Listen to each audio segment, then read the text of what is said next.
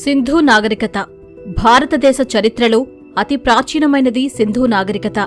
సింధు ప్రాంత వ్యవసాయ అభివృద్ధికి సింధు, చీనాబ్, జీలం, రావి, సట్లైజ్, బియాస్ నదులు మూల కారణం. ఇక్కడ క్రీస్తు పూర్వం 3000 పూర్వ యుగంలో మానవ నివాసాలున్నాయి. సరిహద్దులు: ఆఫ్ఘనిస్తాన్లోని కొన్ని ప్రాంతాలు, పాకిస్తాన్లోని పంజాబ్, సింధ్, బెలూచిస్తాన్, ఉత్తర, పశ్చిమ సరిహద్దు ప్రాంతం, జమ్మూ, హర్యానా, రాజస్థాన్, గుజరాత్, పశ్చిమ ఉత్తరప్రదేశ్. సింధు నాగరికత విస్తీర్ణం 12,99,600 చదరపు కిలోమీటర్లు. ఇది త్రిభుజాకారంలో బయటపడింది. పరిధులు: ఉత్తరాన మాండ ప్రదేశం, దక్షిణాన మాల్వాన్, పశ్చిమాన సుత్కాజండోర్, తూర్పున ఆలంగీర్పూర్. సింధు ప్రాంతాన్ని ఇండస్ సరస్వతి నాగరికత అంటారు. పురావస్తు పరిశోధన: 1820లో ఈస్ట్ ఇండియా కంపెనీ సైనికుడు చార్లెస్ మెస్సోన్ సైన్యాన్ని వీడి హరప్పాలో పెద్ద పెద్ద ఇటుకలతో నిర్మించిన భవనాల శిథిలాలు కనుగొన్నాడు. అలెగ్జాండర్ బర్న్ హరప్పాలో శిథిలాలు, పెద్ద ఇటుకలు కనిపించాయన్నాడు. హరప్పాలో శిథిలాలుగా పడి ఉన్న ఇటుకలను బ్రిటిష్ ఇంజనీర్లు లాహోర్, ముల్తాన్ రైలు మార్గానికి వాడారు. సర్ అలెగ్జాండర్ కన్నింగ్ హోమ్ తన పరిశోధనల్లో నల్లటి, నున్నటి రాతి ముద్రను కనుగొన్నాడు. ఈ ముద్ర పైన, మెడ క్రింద 2 నక్షత్రాలు కలిగిన మూపురం లేని ఎద్దు, 6 అక్షరాల శాసనం చెక్కబడి ఉంది. ఈ ముద్ర ప్రస్తుతం బ్రిటిష్ మ్యూజియంలో ఉంది. 1902లో భారత పురావస్తు పరిశోధన విభాగం డైరెక్టర్ జాన్ మార్షల్ హరప్పా, కాలిబంగలో 1926 నుండి 1927 వరకు మొహంజోదారోలో తవ్వకాలు జరిపాడు. సింధు నాగరికతకు హరప్పా నాగరికత అని పేరు పెట్టింది సర్ జాన్ మార్షల్. మొట్టిమార్ వీలర్ శాస్త్రీయ పద్ధతిలో భూమిని నెట్టనిలువుగా సమాంతరంగా తవ్వకాలు చేపట్టారు.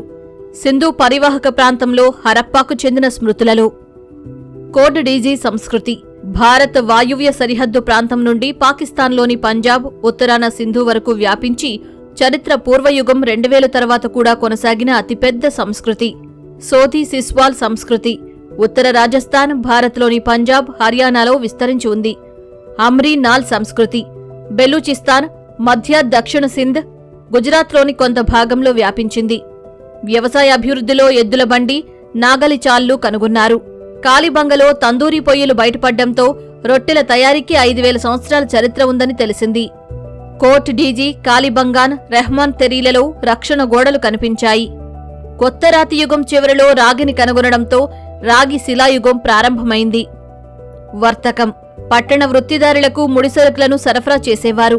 పన్ను రూపంలో ధాన్యం వసూలు చేసి పట్టణ ధాన్యాగారాల్లో నిల్వ చేసేవారు. బాలకోట్, థోలవీరా, నాగేశ్వర్, లోథాల్లో ఉన్న సముద్ర ఆల్చిప్పలు పట్టణ కార్యాలయాలకు రవాణా చేసేవారు. రత్నపూర్ గనుల నుంచి రంగురాళ్లు లోథాల్, కుంటాసి, చాన్హుదారోకు సరఫరా చేయబడ్డాయి. పూసల ఉత్పత్తిదారులకు రంగురాళ్లు ముడిసరుకు, మట్టిగాజుతో చేసిన ఉత్పత్తులు, ఆల్చిప్పలతో తయారైన వస్తువులు దూరప్రాంత వాణిజ్యాలు. హరప్పా, మొహంజదారో ప్రాంతాల నుంచి మెసపోటోమియా, ఈజిప్టు దేశాలకు సరుకులు ఎగుమతి చేయబడ్డాయి. దూదితో చేసిన వస్త్రాలు, సుగంధ ద్రవ్యాలు, మిరియాలు, బానిసలను ఎగుమతి చేసేవారు. బెలూచిస్తాన్, ఆఫ్ఘనిస్తాన్ నుంచి అలబెస్టర్ అనే తెల్లరాయి, చిల్లు పూసలు తయారు చేయడానికి స్టియటైట్ ఉపయోగించేవారు. పెర్షియా నుంచి వెండి, బంగారం, తుత్తునాగం, సీసం, ఫిరోజారాయి, లాపిస్ లజోలి అనే నీలిరంగురాయి, ఆఫ్ఘనిస్తాన్ నుంచి ఎర్ర సింధూరం, ఖతియావాడా నుంచి గాజుల తయారీకి శంఖాలు, పూసలు తయారీకి అగేటు, కార్నెలియస్, అనిక్స్ చాల్సిడోని, స్ఫటికాలు, దక్షిణ భారతదేశం నుంచి అమెథిస్ట్, హిమాలయాల నుంచి దేవదారు చెక్కను దిగుమతి చేసుకునేవారు. సింధు ప్రజలు ముడిసరుకుల రవాణాకు ఒంటెలు, ఎడ్లను, జల రవాణాకు పడవలను ఉపయోగించేవారు. హరప్పా సంస్కృతి సింధు ప్రజల లిపి బొమ్మల లిపి. కుడి నుండి ఎడమకు, ఎడమ నుండి కుడికి పాము చుట్టవలే రాయబడుటచే ఈ లిపిని సర్పలేఖనం అని పిలిచారు. సింధు లిపి సుమారు 4000 చిన్న చిన్న కృతులుగా, ఒక్కో కృతిలో 5 అక్షరాలు ఉంటాయి. సింధు ప్రజలకు తెలియని జంతువు గుర్రం, తెలియని లోహం ఇనుము, పవిత్రంగా పూజించిన పక్షి పావురం, జంతువు వృషభం, చెట్టు రావి, వాడిన లోహం రాగి. సింధు ప్రజల ఆరాధ్య దైవం అమ్మ తల్లి. హరప్పా కళలకు చెందిన మెసపోటోమియా లక్షణాలున్న 17 సెంటీమీటర్ల ఎత్తున్న చిన్న రాతి విగ్రహం, 10.3 సెంటీమీటర్ల ఎత్తున్న కాంస్యంతో చేసిన నాట్యం చేసే బాలికా విగ్రహం మొహంజదారాలో దొరికాయి. మతానికి ఆధారాలు, ముద్రలు, కళాకృతులు, నిర్మాణాల అవశేషాలు. సింధులో లభించిన 1524 ముద్రలలో 1159 ముద్రలపై ఒకే కొమ్ముగల మూపురం లేని ఎద్దు కనిపిస్తుంది. కొన్ని ముద్రలలో ఏనుగు, జేబు, మూపురం ఎద్దు, పులి, కుందేలు, గేదెలను ముద్రించారు. వీటిని పశుపతి ముద్రికగా సింధు ప్రజలు ఆరాధించేవారు. కాలిబంగలో లభించిన ఒక స్తూపాకార ముద్రపై స్త్రీ దేవత పులి శరీరాకృతిని పొందినట్లుగా ఉంది. మొహెంజోదారోలో లభించిన ముద్రలపైన అత్తి చెట్టు కొమ్మలున్నాయి. సింధు ప్రజలు వృక్షాలను దైవంగా ఆరాధించేవారు. దేవతలకు నరబలి ఇచ్చేవారని చాన్హుదారోలో లభించిన బాలిక పుర్రెను బట్టి తెలుస్తుంది. సంతానం కోసం మాతృదేవతలను పూజించేవారు. సింధు ప్రజలు చనిపోయిన వారిని పూడ్చిపెట్టేవారు. మృతదేహాలను ఉత్తర దక్షిణంగా, తల ఉత్తర దిక్కువైపు వెల్లకిలా పడుకోబెట్టేవారు. సమాధులకు మట్టితో అలికిన గోడలు ఉన్నాయి. కొన్ని మృతదేహాలను ఆభరణాలు, సాదా కుండ పాత్రలతో శవపేటికలో ఉంచి పూడ్చిపెట్టేవారు.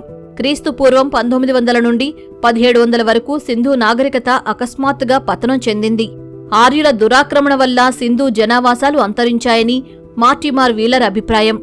భారీ స్థాయిలో వరదలు, భూకంపాలు ఓ కారణం అన్న ప్రతిపాదనను హెచ్డి లాంబ్రిక్ వ్యతిరేకించాడు. గుర్షేప్ సింగ్ వరద సిద్ధాంతాన్ని వ్యతిరేకిస్తూ నిర్జల సిద్ధాంతాన్ని ప్రతిపాదించాడు.